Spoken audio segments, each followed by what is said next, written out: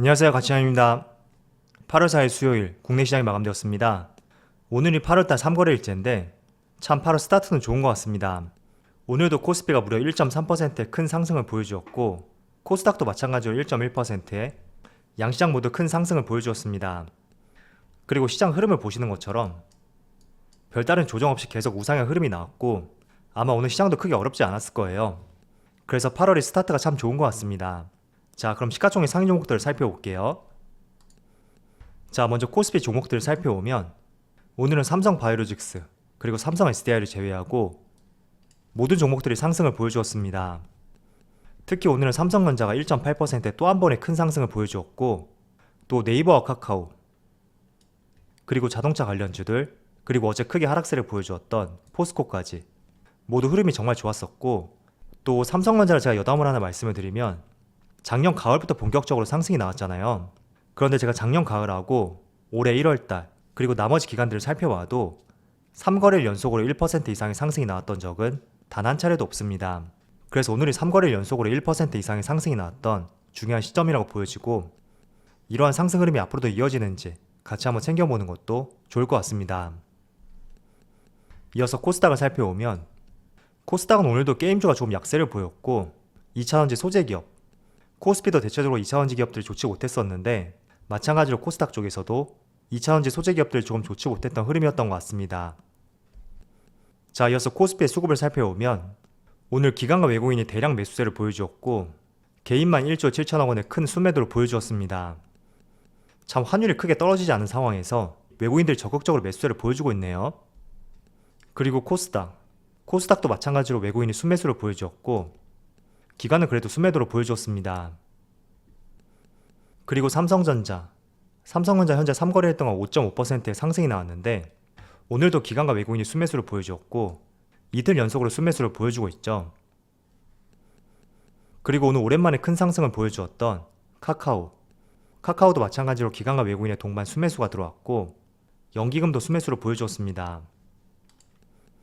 그리고 어제 큰 폭의 하락을 보여주었던 포스코는 오늘 소폭의 반등이 나왔는데 역시나 기관과 외국인의 동반 순매수가 들어왔고 그리고 오늘 분할 이슈가 나왔던 SK이노베이션은 오늘 기관과 외국인의 동반 매도세가 나왔습니다.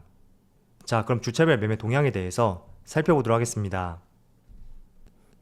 먼저 외국인이 가장 많이 매수한 종목은 삼성전자, 카카오, 대한항공, 삼성전자 우선주, 기아 이렇게 5종목을 순매수 상위종으로 올렸습니다. 이어서 기관을 살펴보면 기관도 마찬가지로 삼성전자, SK하이닉스, 카카오, HMM, LG화학 이렇게 5종목을 순매수 상위종으로 올렸습니다.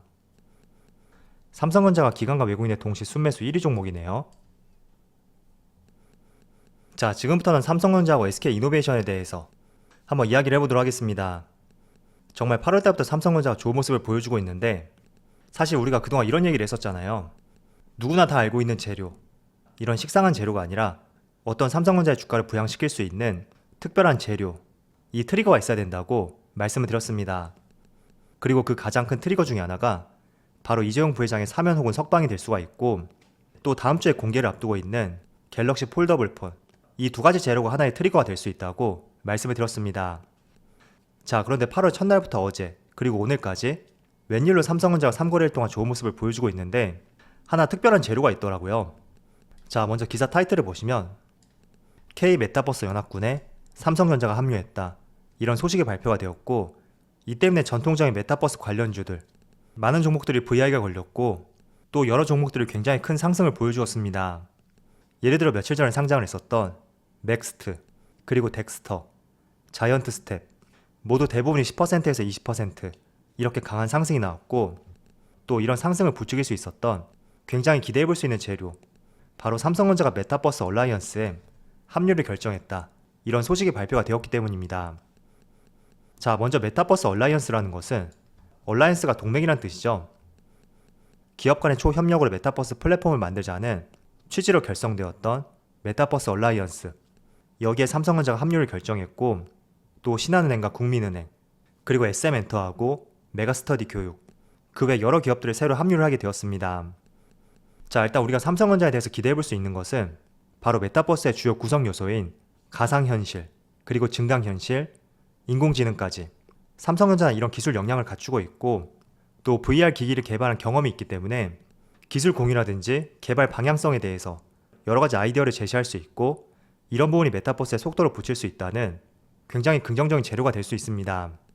그래서 사실 이런 내용은 삼성전자보다는 메타버스 관련주에게 굉장히 호전적이라고 보여지지만 어쨌든 삼성전자에서 기대하지 못했던 메타버스 플랫폼, 어쩌면 여기에 삼성전자가 엮일 수 있다는 하나의 재료와 모멘텀이 생겼기 때문에 최근에 3거래일 동안 주가 흐름을 봤을 때 어느 정도 수긍을 해볼 수 있는 이슈라고 생각하고 있습니다. 자, 그동안 반도체, 모바일 항상 이런 이슈만 공개가 되었었는데 메타버스 관련주에 삼성전자가 합류했다.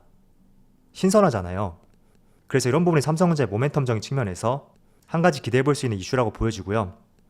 물론 이런 부분들이 직접적으로 실적하고 연결되기까지는 굉장히 시간이 걸릴 수도 있고 아직까지는 실적에 크게 연관이 미치지 못할 수도 있습니다. 그래서 이런 이슈는 실적보다는 새로운 모멘텀과 재료 측면에서 바라보는 것이 중요할 것 같습니다. 자, 그리고 두 번째 이슈. 삼성전자가 디지털 화폐 사업에 뛰어들었다는 또 하나의 새로운 이슈가 나왔습니다. 이런 재료도 반도체하고 모바일과 다르게 굉장히 신선하게 보여질 수가 있거든요. 어쨌든 새로운 재료로서 우리가 다가갈 수가 있고 이 때문에 오늘 디지털 화폐 관련주들 굉장히 큰 시세를 분출시켰습니다. 자, 일단 내용을 한번 살펴보면 일단 디지털 화폐 사업이라는 것은 한국은행에서 추진하는 사업입니다. 그래서 한국은행의 디지털 화폐 모의 실험 사업자로 삼성전자와 카카오가 선정이 되었고 그리고 삼성 SDS도 동참하는 것으로 확인이 되었습니다.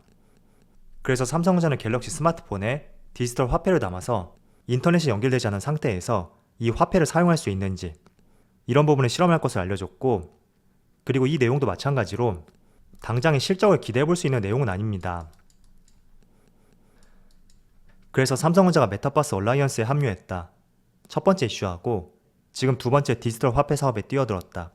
이 두 가지 이슈는 당장의 실적하고 연결되지 않을 수가 있지만 항상 우리가 삼성전자를 바라보면서 조금은 새로울 수 있고 뭔가 시각 자체를 바꿀 수 있는 하나의 트리거가 필요하다고 말씀을 드렸었는데 그런 새로운 재료와 모멘텀 측면에서 굉장히 신선하다고 볼 수가 있고요. 여러분들도 이런 측면을 한번 바라보는 것이 중요할 것 같습니다. 자, 아울러서 오늘 환율을 살펴보면 그래도 환율이 오늘 0.3%의 하락과 함께 조금은 고점에서 방향성이 우하향을 가리키고 있습니다. 물론 며칠간의 흐름을 보고 예단하기 어렵겠지만 어쨌든 환율이 소폭이라도 하락을 했고 또 삼성전자를 바라볼 수 있는 새로운 재료와 모멘텀이 생겼다는 측면에서 앞으로의 8월달 한번 기대해볼 수 있지 않을까 이렇게 생각하고 있습니다. 물론 시장만 좋아서는 안 되겠죠. 8월달은 어디까지나 시작뿐만 아니라 마무리도 모두 긍정적인 과정들과 함께 잘 마무리가 되었으면 좋겠습니다. 그래서 어쨌든 8월달이 본격적인 반등이 될지는 모르겠지만 그래도 여러분들 1월달에 많이 매수를 했었고 지금 7개월, 8개월 정도 많이 기다렸잖아요. 그래서 기다린 기간이 길었던 만큼 반드시 수익을 볼 수 있는 종목이 되었으면 좋겠습니다. 자, 오늘 SK이노베이션은 장 초반부터 급락을 보여주었고 지금 촬영 시점에만 4% 가까운 큰 급락을 보여주고 있습니다. 사실 오늘 지수가 많이 선방을 했기 때문에 이 정도 하락에서 움직인다고 볼 수가 있지만 만약에 코스피가 보합권 내지는 뭐 0.5% 내외에서 움직였다면 아마도 5% 이상의 큰 약세를 보일 수도 있었을 거예요. 자, 그렇다면 왜 이렇게 하락이 나올까? 바로 SK이노베이션에서 배터리 사업부하고 석유 개발 사업부를 독립회사로 분할 결정하겠다. 이런 내용이 발표가 되었고 이 때문에 지난번 발표와 함께 또 한 번의 큰 급락을 보여주고 있습니다. 자, 저는 이런 이슈에 대해서는 제가 지난번에도 말씀을 드렸지만 여러분들이 LG화학 이슈를 한번 참조해 보시고 주가의 흐름이 어떻게 움직였고 또 어떤 결과를 만들어냈는지 꼭 한번 세밀하게 찾아보셨으면 좋겠습니다. 물론 LG화학과 굉장히 유사한 내용이라고 볼 수가 있지만 그래도 어쨌든 간에 시점 자체가 다르기 때문에 동일한 흐름이 나올 수 있다고 장담할 수는 없습니다. 그렇지만 배터리 사업부하고 석유 개발 사업부 각각 10월부터 분할 결정을 한다고 하더라도 LG화학과 마찬가지로 배터리 사업부를 매수할 때는 지금으로서는 SK이노베이션을 매수할 수밖에 없습니다. 그래서 분할 직전보다는 투자하기에 매력적인 종목은 아니지만 어쨌든 이런 부분이 주가를 끝없이 약세로 연결시킬 수 있는 그런 내용은 아니라고 보여지니까 꼭 한번 작년에 LG화학 흐름을 참조해 보시고요. 또 최근에 분할 공시를 했었던 자동차 부품주 만도 같은 경우에도 마찬가지예요.